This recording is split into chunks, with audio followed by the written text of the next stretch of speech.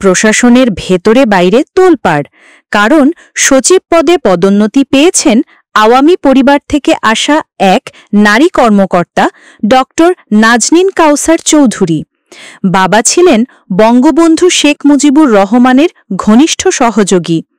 ভাই মনোয়ার উল আলম চৌধুরী নোবেল চট্টগ্রাম মহানগর যুবলীগের সাংগঠনিক সম্পাদক।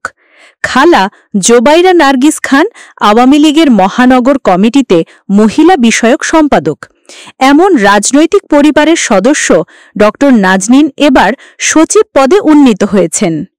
পদোন্নতির পর তাকে জাতীয় দক্ষতা উন্নয়ন কর্তৃপক্ষের নির্বাহী চেয়ারম্যান হিসেবে নিয়োগ দেওয়া হয়েছে। গত ২৬ আগস্ট জনপ্রশাসন মন্ত্রণালয়ের প্রজ্ঞাপনে এই নিয়োগ ঘোষণা করা হয়। তবে বিষয়টি ঘিরে বিতর্কও থামছে না। ২০২২ সালে তৎকালীন সমাজ কল্যাণ মন্ত্রী নুরুজ্জামান আহমেদ জনপ্রশাসন প্রতিমন্ত্রী ফরহাদ হোসেনকে চিঠি লিখে নাজনীনকে ভালো পদে পোস্টিং দেওয়ার সুপারিশ করেছিলেন। সেই চিঠি এখন সামাজিক যোগাযোগ মাধ্যমে ভাইরাল হচ্ছে।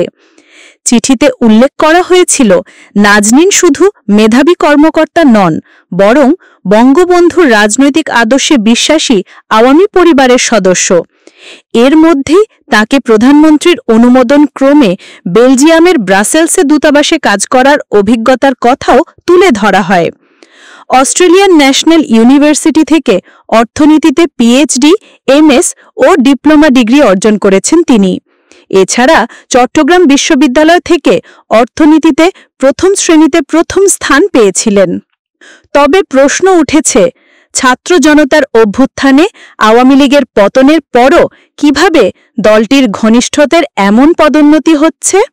অনেকেই অভিযোগ করছেন, প্রশাসনের ভেতরে আওয়ামী ঘরানার কর্মকর্তারা এখনও প্রভাব বিস্তার করছে। প্রশাসনে দলীয় প্রভাবের অভিযোগ নতুন নয়। নাজনীন কাউসারের পদোন্নতি ঘিরে বিতর্ক চলছেই। এটি কেবল একটি পদোন্নতি, নাকি আওয়ামী ফ্যাসিবাদের দোসরদের প্রশাসনে টিকিয়ে রাখার অপকৌশল?